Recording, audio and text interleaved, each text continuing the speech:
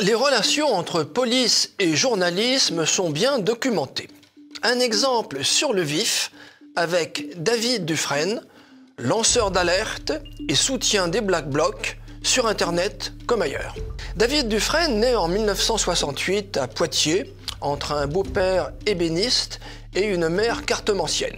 Il est le petit-fils par sa mère de Françoise d'Aubonne, intellectuelle communiste et anticolonialiste, connu pour avoir forgé le terme d'écoféminisme et plastiqué aussi la centrale nucléaire de Fessenheim en 1975. Bac à Poitiers, il monte à Paris à 18 ans et il interrompt rapidement ses études pour se consacrer à ce qu'il considère la lutte politique. Il avait rejoint à 14 ans une radio libre, Radio Paris-Ouest, et lancé le fanzine Tant qu'il y aura du rock. Il y est approché par le Parti socialiste local qui, je cite, cherchait à recruter des jeunes et qui l'a invité à la Garden Party de l'Élysée.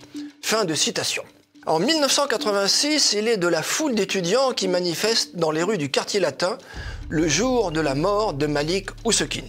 Puis, il suit des groupes de rock en tournée en travaillant en parallèle pour un label musical. En 1994, c'est la vraie entrée dans le journalisme.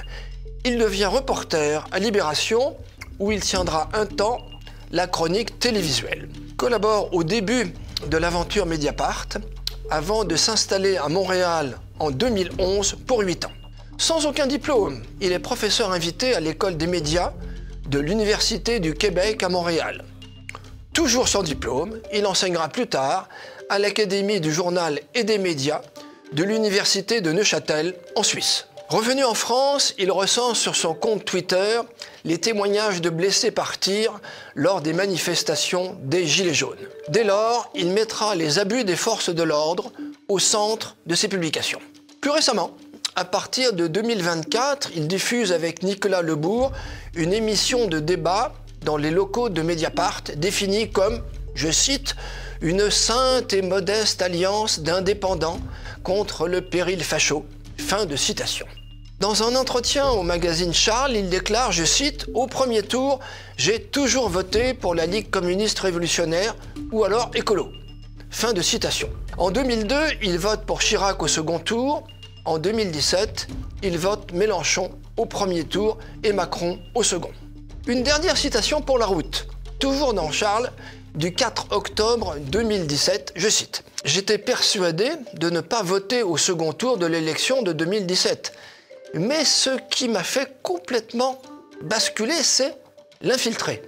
De me retrouver en tant que citoyen, on va dire, dans les meetings de Marine Le Pen. La réunion qui m'a le plus effrayé, c'est celle de Perpignan. Il n'y a pas grand monde, 1700 personnes, mais ils sont tous là à hurler. On est chez nous, on est chez nous. Ça n'a rien à voir avec le on est chez nous des stades de foot.